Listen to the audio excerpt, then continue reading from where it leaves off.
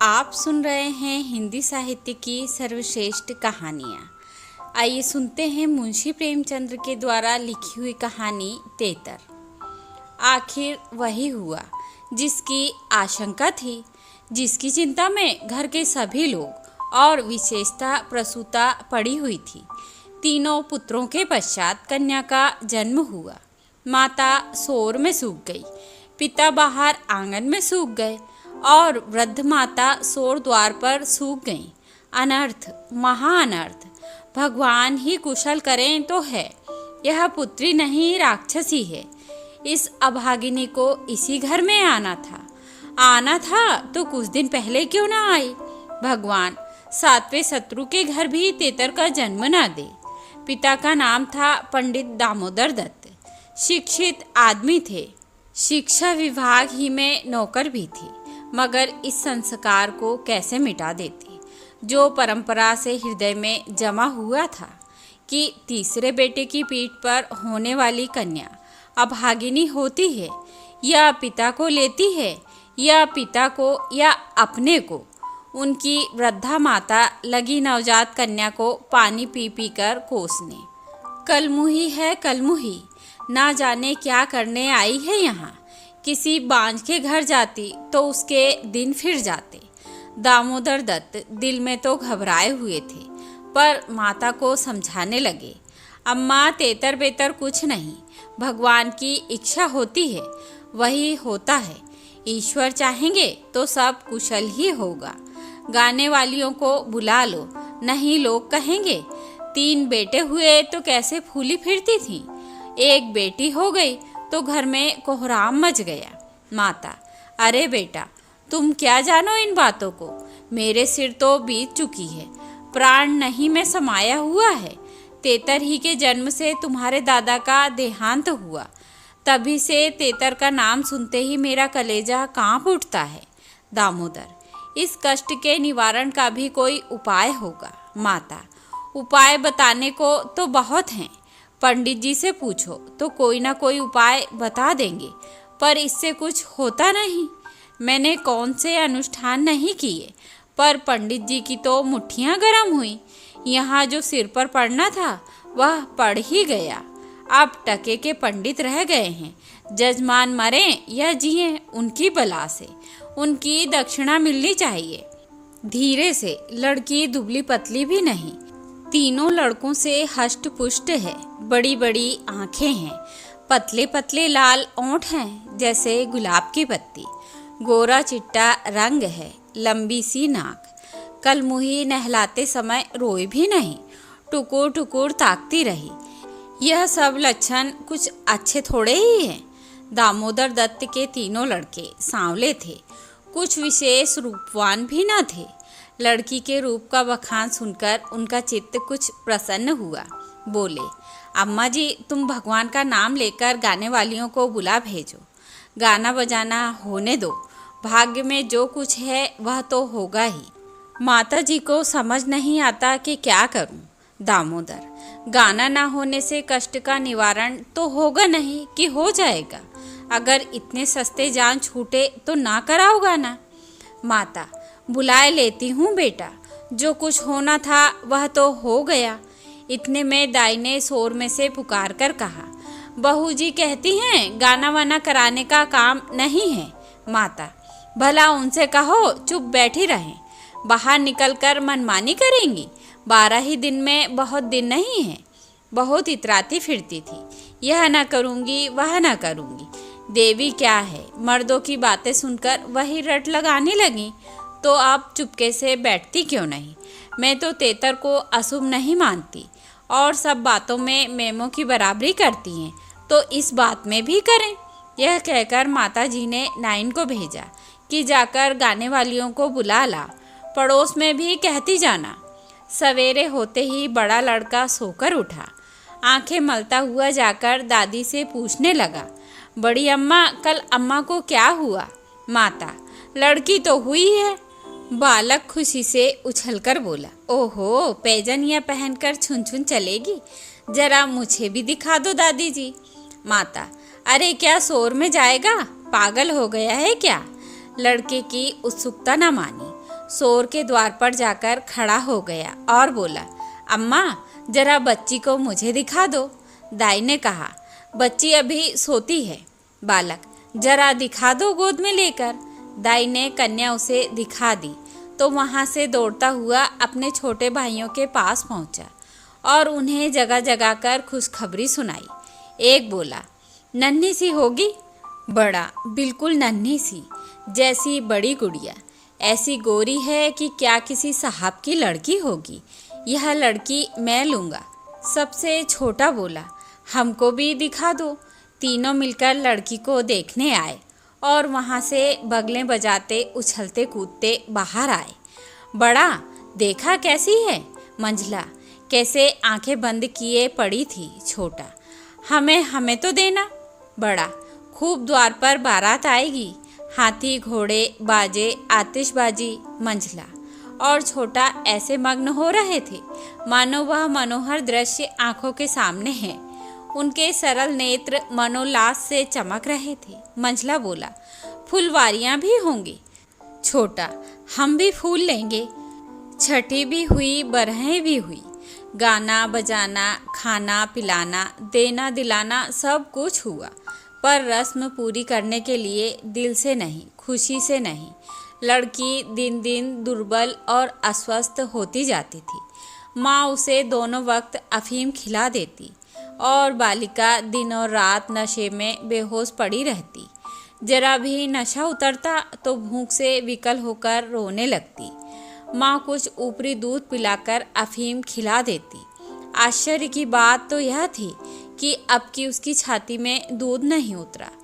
यूँ भी उसे दूध देर से उतरता था, पर लड़कों की बेर उसे नाना प्रकार की दूधवर्धक औषधियाँ खिलाई जाती। बार बार शिशु को छाती से लगाया जाता, यहाँ तक कि दूध उतर ही आता था। पर अब की यह योजनाएं न की गई। फूल सी बच्ची कुम्हलाती जाती थी। माँ तो कभी उसकी ओर ताकती भी न थी। हाँ, नाइन कभी चुटकियाँ बजाकर पुचकारती तो शिशु के मुख पर ऐसी दयनीय, ऐसी करुण वेदना अंकित दिखाई देती कि वह आंखें पोंछती हुई चली जाती थी। बहू से कुछ कहने सुनने का साहस न पड़ता। बड़ा लड़का सिद्धू बार बार कहता, अम्मा बच्ची को दो तो बाहर से खिला लाऊं, पर माँ उसे झिड़क देती थी। 3-4 महीने हो गए। दामोदर दत्त रात को पानी पीने उठे तो देखा कि बालिका जाग रही है। सामने ताक पर मीठे तेल का दीपक जल रहा था। लड़की टकटकी बांधे उसी दीपक की ओर देखती थी और अपना अंगूठा चूसने में मग्न थी। चुप चुप की आवाज़ आ रही थी। उसका मुख मुरझाया हुआ था, पर वह न रोती थी न हाथ पैर फेंकती थी। बस अंगूठा पीने में ऐसी मग्न थी मानो उसमें सुधा रस भरा हुआ है। वह माता के स्तनों की ओर मुंह भी नहीं फेरती थी, मानो उसका उन पर कोई अधिकार है ही नहीं। उसके लिए वहाँ कोई आशा नहीं। बाबू साहब को उस पर दया आई। इस बेचारी को मेरे घर जन्म लेने में क्या दोष है। मुझ पर या इसकी माता पर कुछ भी पड़े, उसमें इसका क्या अपराध है। हम कितनी निर्दयता कर रहे हैं। कुछ कल्पित अनिष्ट के कारण इसका इतना तिरस्कार कर रहे हैं, मानो कि कुछ अमंगल हो भी जाए तो क्या उसके भय से इसके प्राण ले लिए जाएंगे। अगर अपराधी है तो मेरा प्रारब्ध है। इस नन्हे से बच्चे के प्रति हमारी कठोरता क्या ईश्वर को अच्छी लगती होगी। उन्होंने उसे गोद में उठा लिया और उसका मुख चूमने लगे। लड़की को कदाचित पहली बार सच्चे स्नेह का ज्ञान हुआ। वह हाथ पैर उछालकर गूं-गूं करने लगी और दीपक की ओर हाथ फैलाने लगी। उसे जीवन ज्योति सी मिल गई। प्रातःकाल दामोदर दत्त ने लड़की को गोद में उठा लिया और बाहर लाए। स्त्री ने बार बार कहा, उसे पड़ी रहने दो। ऐसी कौन सी बड़ी सुंदर है। अभागिन रात दिन तो प्राण खाती रहती है, मर भी नहीं जाती कि जान छूट जाए। किंतु दामोदर दत्त ने ना माना। उसे बाहर ले आए और अपने बच्चों के साथ बैठकर खिलाने लगे। उनके मकान के सामने थोड़ी सी जमीन पड़ी हुई थी। पड़ोस के किसी आदमी की एक बकरी उसमें आकर चरा करती थी। इस समय भी वह चर रही थी। बाबू साहब ने बड़े लड़के से कहा, सिद्धू जरा उस बकरी को पकड़ो तो इसे दूध पिलाएं, शायद भूखी है बेचारी। देखो तुम्हारी नन्ही सी बहन है ना, इसे रोज हवा में खिलाया करो। सिद्धू को दिल लगी हाथ आई। उसका छोटा भाई भी दौड़ा। दोनों ने घेर कर बकरी को पकड़ा और उसका कान पकड़ते हुए सामने लाए। पिता ने शिशु का मुंह बकरी के थन में लगा दिया।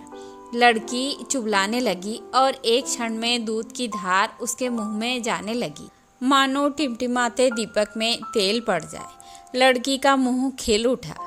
आज शायद पहली बार उसकी क्षुधा तृप्त हुई थी। वह पिता की गोद में हुमक हुमक कर खेलने लगी। लड़कों ने भी उसे खूब नचाया कुदाया। उस दिन से सिद्धू को मनोरंजन का एक नया विषय मिल गया। बालकों को बच्चों से बहुत प्रेम होता है। अगर किसी घोंसले में चिड़िया का बच्चा देख पाए तो वह बार बार वहाँ जाएंगे। देखेंगे कि माता बच्चे को कैसे दाना चुगाती है, बच्चा कैसे चोंच खोलता है, कैसे दाना लेते समय परों को फड़फड़ाकर चें चें करता है। आपस में बड़े गंभीर भाव से उसकी चर्चा करेंगे। अपने अन्य साथियों को ले जाकर उसे दिखाएंगे। सिद्धू ताक में लगा रहता। कभी कभी दिन में 2-3 बार पिलाता। बकरी को भूसी चोकर खिलाकर ऐसा पर्चा लिया कि वह स्वयं चोकर के लोभ से चली आती और दूध देकर चली जाती। इस भांति कोई 1 महीना गुजर गया। लड़की हष्ट पुष्ट हो गई। मुख पुष्प के समान विकसित हो गया। आंखें जग उठी। शिशुकाल की सरल आभा मन को हरने लगी। माता उसको देख देख कर चकित होती थी। किसी से कुछ कह तो न सकती, पर दिल में आशंका होती थी कि अब वह मरने की नहीं, हम ही लोगों के सिर जाएगी। कदाचित ईश्वर इसकी रक्षा कर रहे हैं, तभी तो दिन दिन निखरती आती है। नहीं, अब तक ईश्वर के घर पहुंच गई होती। मगर दादी माता से कहीं ज़्यादा चिंतित थी। उसे भ्रम होने लगा कि वह बच्चे को खूब दूध पिला रही है, सांप को पाल रही है। शिशु की ओर आंख उठाकर भी ना देखती।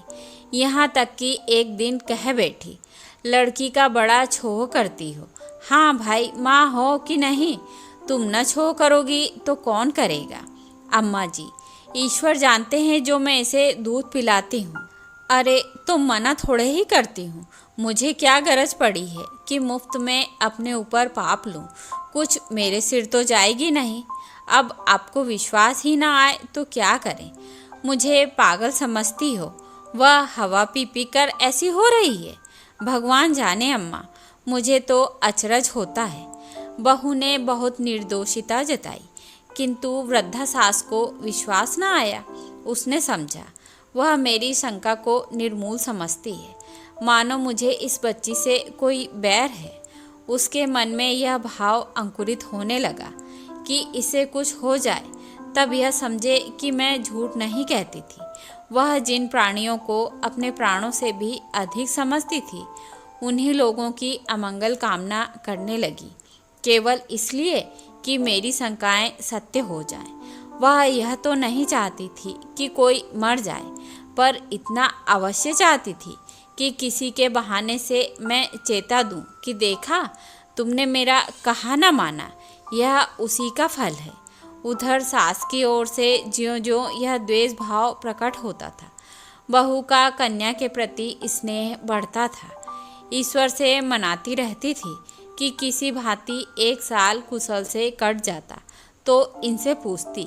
कुछ लड़की का भोला भाला चेहरा, कुछ अपने पति का प्रेम वात्सल्य देखकर भी उसे प्रोत्साहन मिलता था। विचित्र दशा हो रही थी। न दिल खोलकर प्यार ही कर सकती थी, न संपूर्ण रीति से निर्दय होते ही बनता था, न हंसते बनता था, न रोते। इस भांति 2 महीने और गुजर गए और कोई अनिष्ट न हुआ। तब तो वृद्धा सास के पेट में चूहे दौड़ने लगे। बहू को 2-4 दिन ज्वर भी नहीं आता कि मेरी शंका की मर्यादा रह जाए। पुत्र भी किसी दिन पैर गाड़ी पर से नहीं गिर पड़ता। न बहू के मैके ही से किसी के स्वर्गवास की सुनावनी आती। एक दिन दामोदर दत्त ने खुले तौर पर कह भी दिया कि अम्मा, यह सब ढकोसला है। तेतर लड़कियां क्या दुनिया में होती ही नहीं, तो सबके सब माँ बाप मर ही जाते हैं।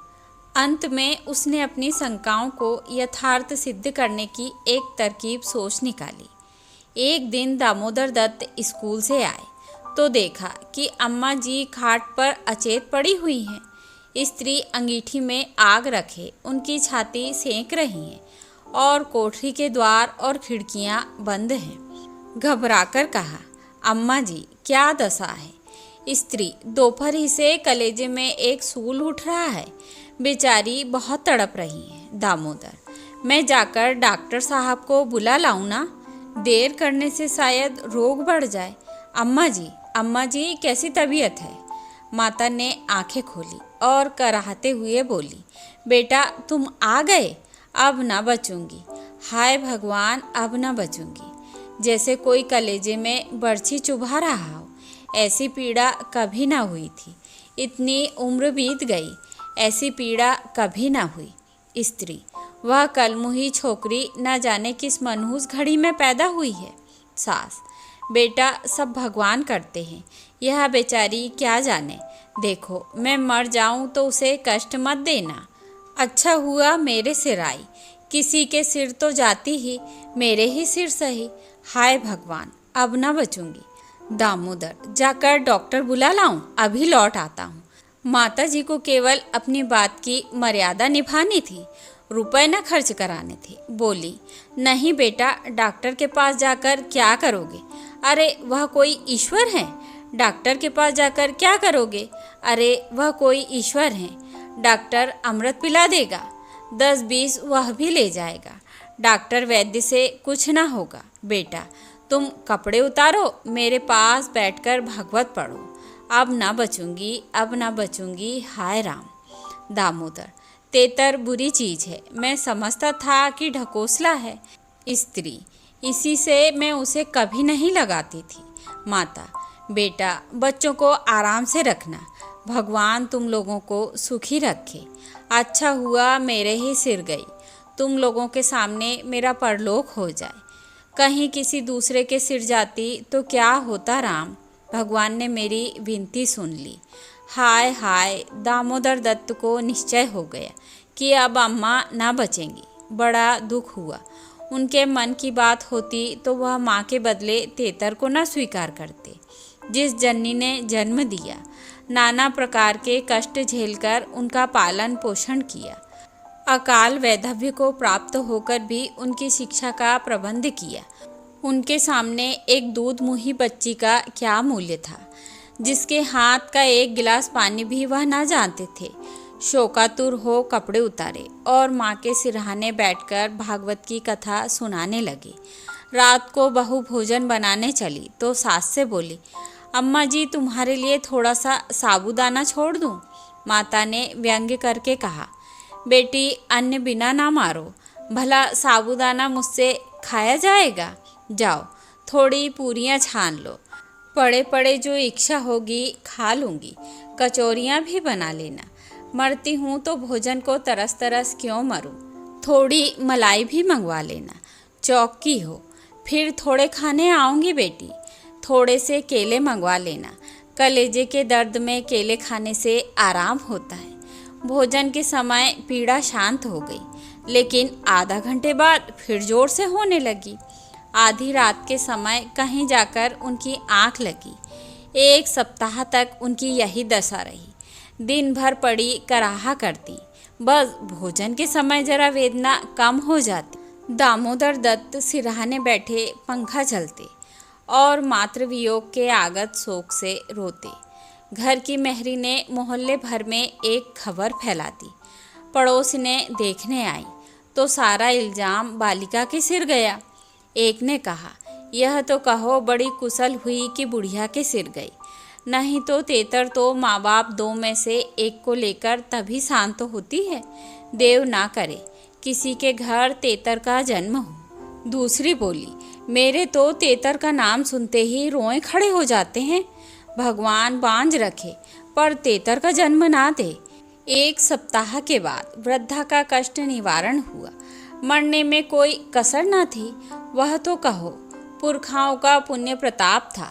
ब्राह्मणों को गोदान दिया गया, दुर्गा पाठ हुआ, तब कहीं जाके संकट कटा। तो यह थी मुंशी प्रेमचंद्र के द्वारा लिखी हुई कहानी तेतर। आशा करती हूँ आप सभी को पसंद आएगी।